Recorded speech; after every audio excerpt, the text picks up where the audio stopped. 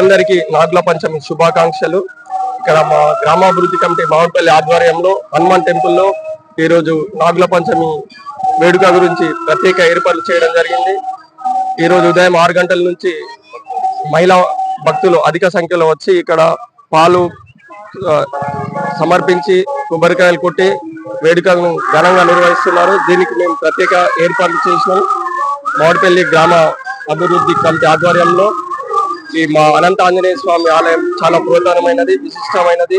అందువలన మా మామిడిపల్లి గ్రామమే కాకుండా ఆర్మూర్ నుంచి చుట్టుపక్కల గ్రామాల నుంచి భక్తులు అధికంగా తరలి వచ్చి ఇక్కడ పూజలు చేస్తున్నారు.